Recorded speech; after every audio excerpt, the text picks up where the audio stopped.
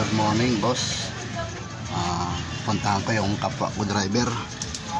Tatanungin ko kung ano yung parking area ninyo.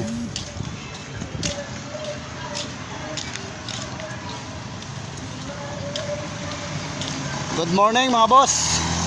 Ako po ay magtatanong lang sa parking area nyo kung ano, boss, anong masasabi mo sa parking area nyo doon sa kabila?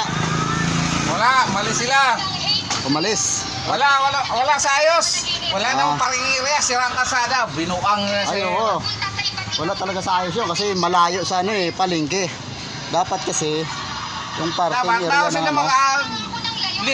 maglinis anay sila sa sarili nila.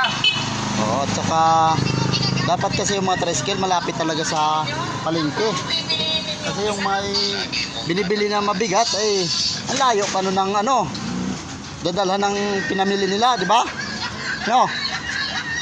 At saka talo tayo doon, mga tricycle driver. Malayo talaga yun sa pasayro, walang pupunta doon. Di ba? Ay, ikaw, boss. Si Boss Alan, ano masasabi mo sa ating ano? Pagbabiyahe. Medyo mahirap, di ba, no? Sa dami ng tricycle. Oh.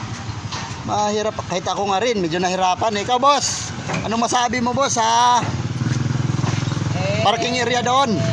Yung parking Makapasok area ka, nila, mainit eh. sira. Sira Hindi yung... maparadaan. Walang madadaanan yung tricycle doon. Kaya Oo. sabi lang nila, pinipilit nila paparadahan doon yung mga tricycle. Tulad natin. Oo. Tingnan muna nila yung ano doon, area. Oo. Sira naman eh. Sira yung parkingan doon. Mahirap lang sa ating mga driver yan. Ay, oo. Ito lang ang Ay, kinikita natin. oo. Tapos, mahirapan pa tayo sa parking area. Yun nga eh. Doble, At hirap na- nagbabayad naman yata kayo ng ano, ng mga prangkisa.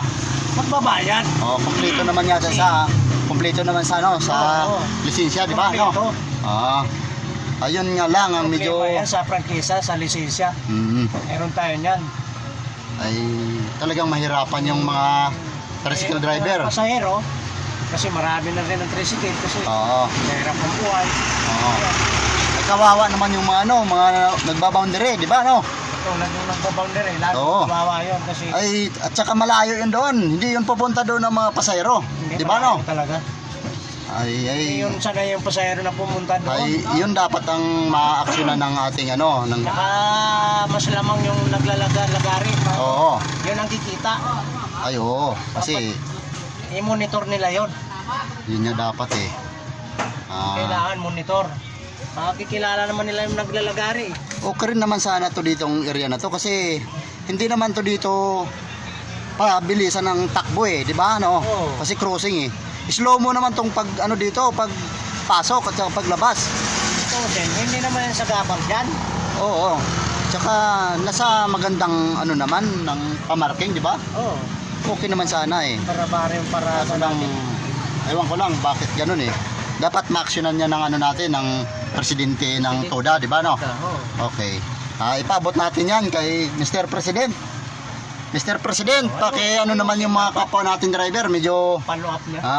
nanganganib yung pag ano nila, paghanap buhay kasi medyo ano na nga sa pasahero. Tsaka madaming pang-araw-araw na kinakain. Oo, maraming nagmumotor na, walang lisensya. Ay kawawa naman tong mga tricycle na nagbabayad ng tama, 'di ba? Ayun si bro, ano, bawal na yata dyan, bro. Baka mamultahan ka dyan.